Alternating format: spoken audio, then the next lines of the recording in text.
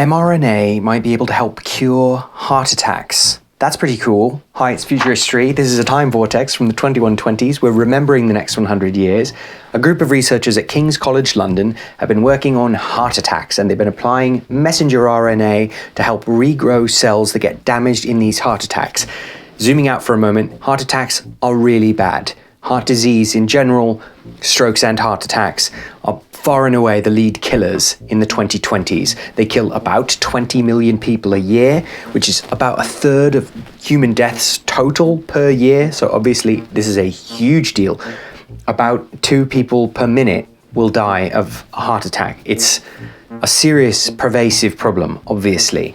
What happens in a heart attack? Things get blocked up, cells are deprived of the resources they need, and they die. So this mRNA is going to go through the bloodstream and tell heart cells to grow new muscles. This has never been done before, which is obviously revolutionary by definition.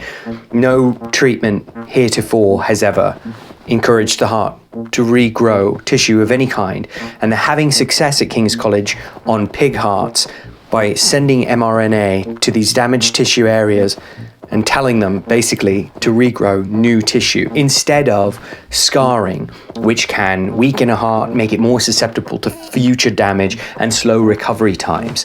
So the dream would be that in a few years' time, mid-2020s, they're doing human trials and they can start to apply this medicine at the point of a heart attack to help the body immediately start fighting back against the negative effects of the dying cells. Now, is it going to save everybody's life who is in the oncoming path of a major heart event? Probably not, but it's going to save millions of lives around the edges of that horrible encounter by encouraging their hearts to regrow faster, making them stronger for the force that might hit them from a second or third heart event.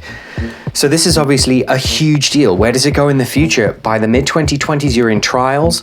By late 2020s, this is approved in some places as a heart attack recovery, / cure.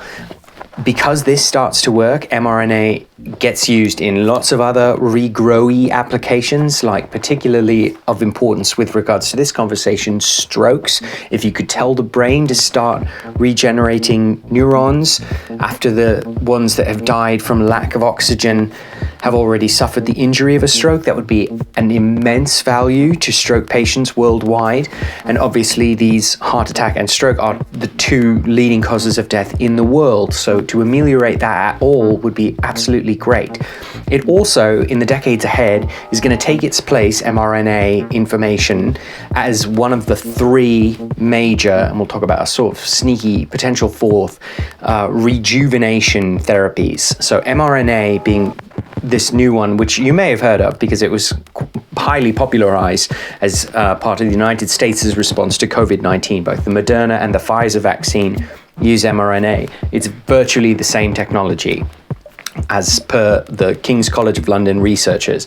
So mRNA telling tissue to regrow new proteins, specifically informing them which proteins they should grow, is immensely valuable, obviously.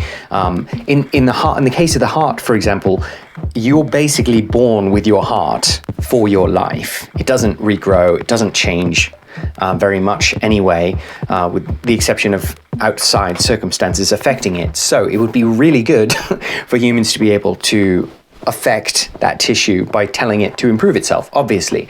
Then there's Yamanaka factors and things like that, basically direct molecular manipulation of cells to massage them back to a pluripotent state, allowing them to regrow. That's also nascent technology in the early 2020s. We've talked about it elsewhere. And finally, there will be direct nanobot interventions to sort of manually repair some things. Then the 4th that's really not even on the radar in the 2020s is you can do some things with electric fields that haven't been researched yet, but you're going to discover that with the advent of super intelligence, you're going to have the complexity you need to manipulate some aspects of even inter and intracellular behaviors in such a way as to encourage rejuvenation. So rejuvenation science is real. It's just getting started in the 2020s. By the 2120s, it is in full effect. It's everywhere. It's quite casual. And we think of regrowing bits of human bodies like lizards of some varieties do in the 2020s, which is to say it's fairly commonplace. Oh, did I lose my tail? Here's another, right? What's obviously cool about this is that nature can already do it. So we know for a fact that it's physically possible. We just need to figure out how to sort of hack the code, and mRNA is about as close as you get to the coding language, because you can send a message directly to a part of the body and say, hey, produce spike proteins or produce more cardiac muscle.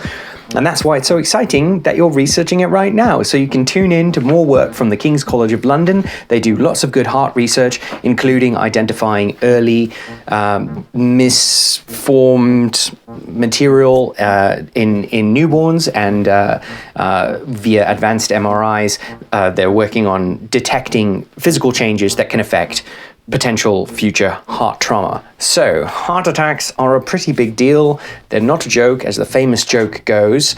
They are about as serious as it gets. That's why it's very cool that we might be curing them. Congratulations.